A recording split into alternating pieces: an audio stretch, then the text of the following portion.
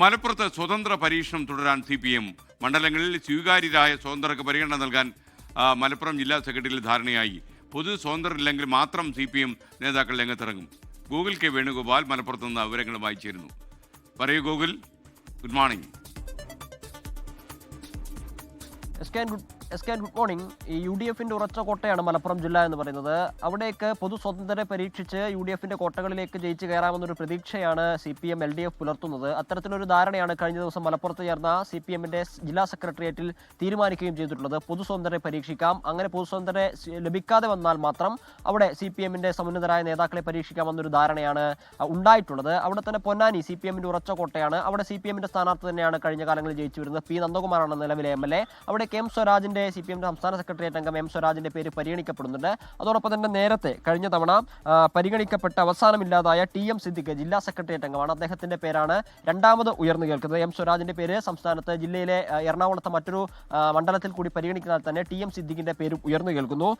താനൂരിൽ V. Abdurahman 2 term പൂർത്തിയാക്കിയ ആളാണ്. V. Abdurahman തന്നെ വീണ്ടും പരിഗണന ലഭിക്കാൻ സാധ്യതയുണ്ട്. അദ്ദേഹം തന്നെ 3ാം തവണയും മത്സരിക്കുമെന്ന സൂചനയാണ് ലഭിക്കുന്നത്. അതേസമയം തന്നെ മണ്ഡലം രൂപീകരിച്ച നാൾ മുതൽ ജയിച്ചു വന്ന തവനൂരിൽ KT ജലീലാണ് തവനൂരിൽ 3 തവണയായി ജയിച്ചു വരുന്നത്. അവിടെ താൻ ഇത്തവണ മത്സരിക്കാനില്ല എന്ന് KT ജലീൽ പ്രഖ്യാപിച്ചു കഴിഞ്ഞു. അതിനാൽ തന്നെ അവിടെ മുൻ SFI നേതാവായിട്ടുള്ള CPMന്റെ സംസ്ഥാന സെക്രട്ടേറിയറ്റ് അംഗമായിട്ടുള്ള VP സാനു മത്സരിക്കാൻ സാധ്യതയുണ്ട്. VP സാനുവിന്റെ പേരാണ് തവനൂരിൽ ഉയർന്നു കേൾക്കുന്നത്.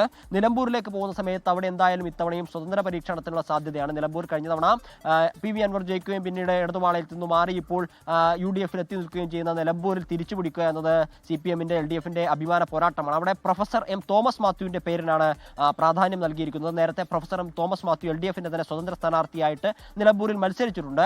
ആര്യാടൻ മുഹമ്മദ് ഒക്കെ മത്സരിച്ച 2011 ആര്യാടൻ മുഹമ്മദിന്റെ ഭൂരിപക്ഷമൊക്കെ വളരെ രീതിയിൽ കുറയ്ക്കാൻ പ്രൊഫസർ M. തോമസ് മാത്യുവിന് സാധിച്ചിട്ടുണ്ട്. അദ്ദേഹത്തിന്റെ പേര് അവിടെ ഉയർന്നു കേൾക്കുന്നു. അതോടൊപ്പം തന്നെ KT അബ്ദുറഹ്മാൻ നേരത്തെ 2016 ഏറനാട് LDFന്റെ സ്വതന്ത്ര സ്ഥാനാർത്ഥിയായി മത്സരിച്ചിട്ടുള്ള KT അബ്ദുറഹ്മാന്റെ പേരും അവിടെ ഉയർന്നു കേൾക്കുന്നു. KT അബ്ദുറഹ്മാനുമായിട്ട് CPMന്റെ ജില്ലാ നേതൃത്വം നേരത്തെ ചർച്ച ചെയ്തതായിട്ടുള്ള വിവരവും പുറത്തു വന്നിട്ടുണ്ട്.